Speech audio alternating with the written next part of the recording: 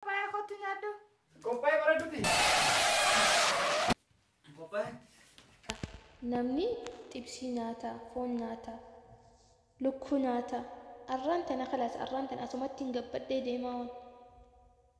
Isa maal jaansa? Koshari aha koshari naan. Arraan tana gawaan addaatiin nyaatu deema laal. Eega kosharii ta'eef waan takkaan argamin na biratti amma kuraanaa fi wanta malee hin beeku kosharii kana. Ay خلاص amma saabtitti tiyaaf irraa dawwala. Kosharaa yaani way waa badee. Assalaamu alaykum bareeduuti yaa. Eessirta? Oy. Asirta. Akkam? Maal fidee rafaa fidee? Fooni. Pasta makarooni ruuza maali kuni? Kunoo makarooni am beeleeti. Dafi distinna qe'aa affeeli dafi akka gootu akka kan keessan godhu nutti dhiqaa.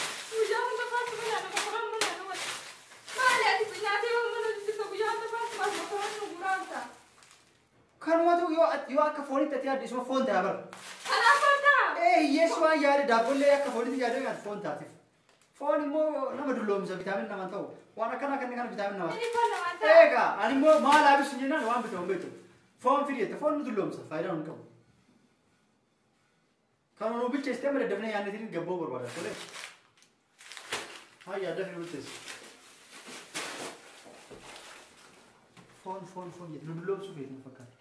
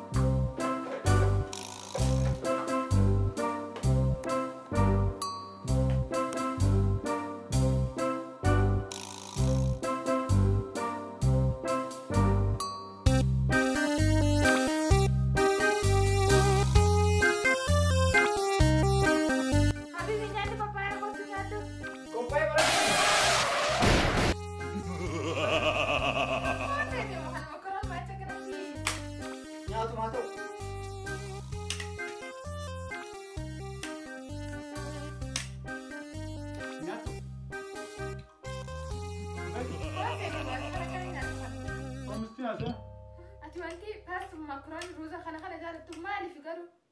Anumatu iyyuu osoo si fuudhin dura kanuma qofa affeeruu beena beekta bishaan naqannee hiriyoota jiru jiran bishaan naqannee itti naqne affeellee timaatimii walitti sugoo goone waan garaan kiyya isa baratee beekta waan biraan jaadhu foon fa'aa nyaadhu na dhukkuba waan hin baranne kun foon miskiinati nyaadhu kaa. Ifadde uff bakkumaan nyaatuma kana hojjaan agarree isumaan dhaqamma. Bakka isin agarreewu anaa bilcheessitee kaaseet as naa keettee siree gubbaa baatee rafuudha. Namni tanaa dhabeeta alhamdulillah itti nyaattu.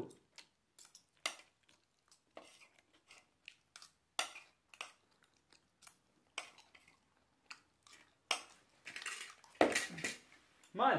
Nyaaddu asitti nyaaddu tokko tokko fidannee laafitu deemta. Nyaadhu hin jenne? Nyaadhu qaba. Nuyi to'aare asitti. Oh nyaadhu ta'a.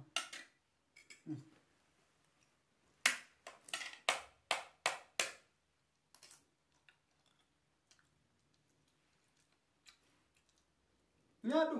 Nyaadhu. Himme yaafadhu nyaadhu.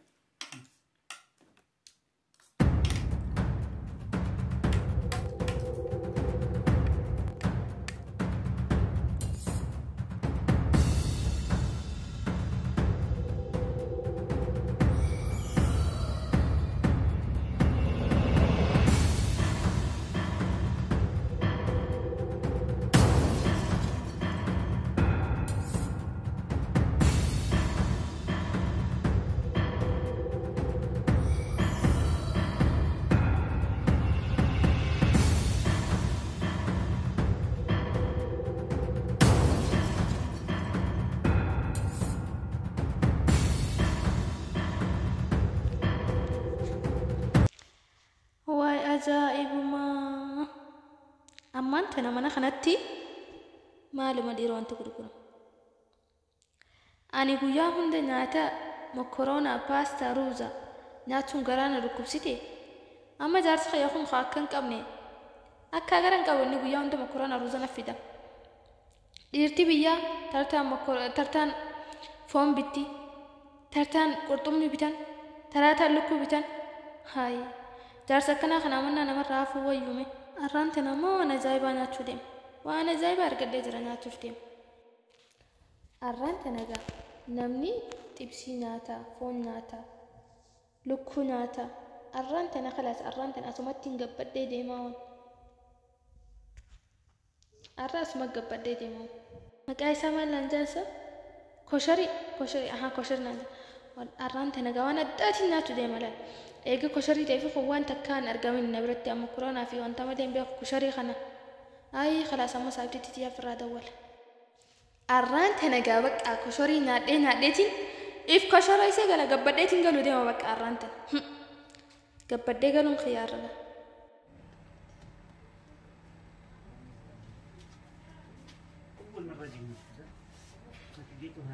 Geelee na dhageeti. Arraan tana laal waan ajaa'ibaatiin nyaachuu deema. Maqaan isaa kosharii jaaniin nyaachuu deema. Wayii dhagee kosharii jaaniin an maqaan isaatu naaf hin galuun siin jee laal waan ajaa'ibaatiin nyaachuu deema. Arra qoofee gabbadheetiin gala armaan tanattu nama gabbisatoo nama qallisatoo hin beekne arraan tana qoofeetiin galaa siin jee. Laa rakkoon qabu guyyaa tokko sifdeetiin si nyaachisaa akkamittiin si finna inshaallah dura nyaadheetiin laalamee waan akka ta'e dhufeetti wal bartanii hoo si fi nyaannisan ganaa barnaaf nyaannisan waliin barree bar arraan tana qoofeen siin jee arraan tana namni akka xiyyaan jiru yellaa nageetti naa tureeyye nageetti mee dafaniitilee namatti fidanii waan ajaa'iba wayiiti anammaan tana barni lubbuun akka isaa booddee muna fakkaatu jirti hankuma nyaatisan na fidaniitu yellaa nageen naa tureeti yellaa. Dhufeeyyuu maali kun? Kosharii maali kun? Koshariidha ammaan tana kun. Waay ani badee yaa ruuza yaa mokoroonaa yaa paastaa isinumaan maqaa jijjiiratee na dhufe. Waay ani badee waa kosharaa asitti. An maaliif hin jaarsa kiyya maqaa balleessee asi kunoo kosharaa ani. Waay waa badee. Bilaasuma birri kiyya qisaas hawaasoo mokoroona majaarsa kiyya naa fidee nyaadhee maal qabameen. Paastaa, mokoroonaa, ruuza isinumaan maqaa jijjiiratee na dhufe. Maaliif hangaasiin eela deemtan? Maaliif hangaasiin eela deemtan? Maqaa jijjiiratanii na dhuftan anumarraa hafuu hin dandeessanii isin. Wayaniin kun maalumaan balleessee eenyumaan naa baare yaa rabbii kiyyaa paastaallee maqaa jijjiiratee na eela. Mee maan tana afaan kaadhee qammaseetiin laalaga. Allah isuma maqaa jijjiiratee hangaasii kan eela deeme waa isuma.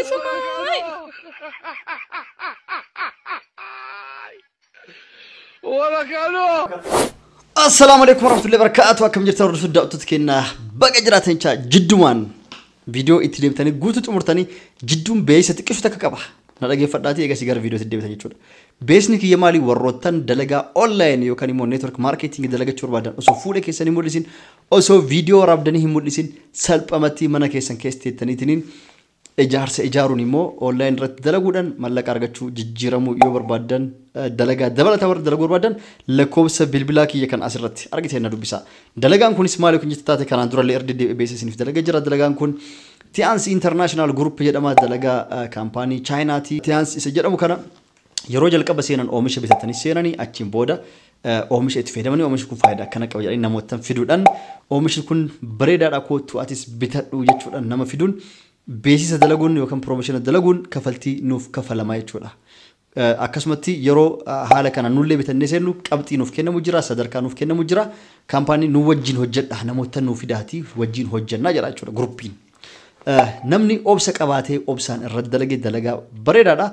Namni dalagachuu barbaadan har'a baroo sun jedhin keessattuu kabaatii kana akka inni itti namaa kafalamuu fi qabxiin namaaf kennu xiqqoo irraa isinii tuqa jechuudha asirratti ilaala. Baatii kana keessa nam tokkichi seenetiniin fakkeenyaaf nam tokko gooldiin $480 $500 seenee gooldiin qabxii 400 kasila argatu 800 kennamaaf dachaadha jechuudha. waan silaa nama duraan baatii kaanii nama sadii hin fidu baatii kana keessa nam tokkicha qofa fiduudhaan urjii shanaffaa seenaa koomishinni isaa immoo nam tokko irratti yoo gooldiin ta'e isinii jechuudha. Doolaarri 72 gibirri murame 68 kan koomishinaati jechuudha. Nam tokko fiduu isaatiin. Doolaarri 40 immoo kan piroomoshinaati jechuudha. Baatiin xumuramuuf guyyaa muraasaaf jechuudha. Tan piroomoshina doolaarri 40 jechuudha. Ammas nama dabalataa nam tokko maddetti dabalee ofii maachingii jedhamee waan kafalamu jira. Nam tokko irratti doolaarri 22 herreegaaf jechuudha. Asirratti meeqa argatuu danda'a jechuudha. Torba kana keessa namni seenee abbaa caadaa jedhee nama 4 of jalatti ijaare viidiyoo kanaan dura isin dalagee jechuudha. Abbaa caadaa jedhee namni 4 of jala ijaaran birrii ofii kabaasan yeroo sanitti argatee deeffachuu danda'a jechuudha. Namoota akkasii seenanis abbaa caadaa nama 4 of jalatti ijaaratanii yoo jiran haala saniin salphumatti mallaqa ofiitis deeffachuu danda'an jechuudha.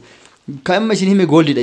Yoo Platinum fayoo ta'e immoo qabxiin isaa akkuma asirratti argaa jirtan kana tolcheetiniin ol dabala abbaa caadaa ijaare yookaan immoo nama lamaa namni tokko aayin seenee baafii caaf bira finnaaniin qabxii haga nagahu argachuu danda'a. Mallaqa haga nagahu argachuus hin danda'a jechuudha.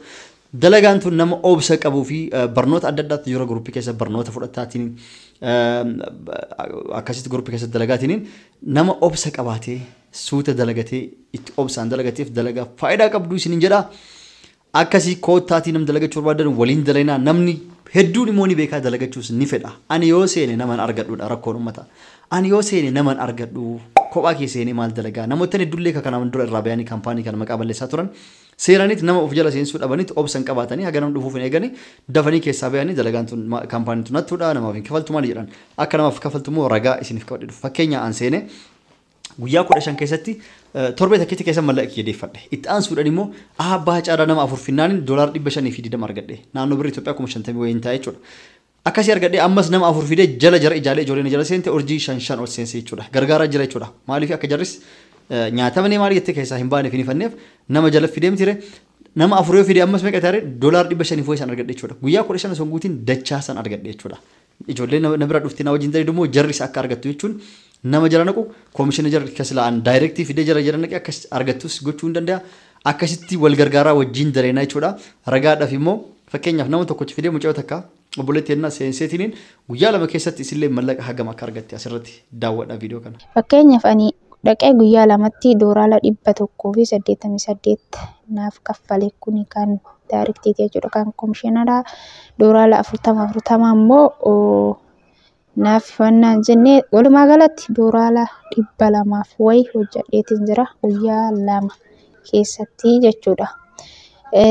Nam ansaidiin jalaan galee nam 2 of jala galchee hammana hojjedheetiin jira jechuudha. Urjii 4ffarra urjii 5ffaa seeneetiin jira. Akkuma viidiyoo kanarraa argitan isiillee seentee guyyaa 2 keessatti har'uma seentee borumtaan nama 2 of jalatti aa fi baay'ee ijaarratte naannoo meeqa argatte koomishinii 68 kan piroomooshinaa gana 40 ni bayaa fi kaasirraa argitan kun koomishinaa fi maachingii isa jedhamu qofa jechuudha. Doolaara 22 fi 68 qofa kaasirraa argitaa jirtan. Gana kan piroomooshinaa nam tokko irratti doolaara 40 qabu. Naannoo doolaara 200 argatte. Naannoo birrii Itoophiyaa gara 20 wayi yookaan gara 30 siqu guyyaa 2 keessa dalagattee argatte jechuudha. Yoo keessa seentanii daladanii nama fiddanii namni akka oomisha bitatu gootan ni argattan jechuudha. Kanaafuu yoo hubachuu feetan keessan isin hubachiisa tolchee kana caalaa irra adda baasee viidiyoon isin dheerata jechuudha. Pirankii jidduun beessa isiniif gadhiisuuf dhufe jechuudha. Guutuu keessan isin barsiisaa isiniif mul'isa. Keessan dubbisaa lakkoofsa bilbilia asirraa argitaniin wal gargaaree namoota irra guddinaan dalagaa kana seenuu didaniif nama argadhuudha. Ani immoo akkanatti beeksisu irra dalagaa namoota karaa kiyyaan dhufan nam tokko akka miidhamnetti tartiiban akka namni wal duraa duuban dhufeen nama isin jalatti naqaa isin gargaara. Wal gargaaraa wajjin dareenaa isin jedha. Akkasumas tan biraa immoo warroonni yuutuubii bitachuu barbaadan yuutuubii namni tokko keessan gaafatan gurguruma jirta moo dhiistornaa jettaniif gurgurumatti jira lakkoofsuma kiyya asirra jiru na dubbisaatii guddas ta'e xiqqas ta'e bitachuu hin dandeettan gatii madaalawaa ta'een jechuudha. Assalamu alaikum warahmatullahi wabarakatuh. Nagaan nuuf tura. Bye bye.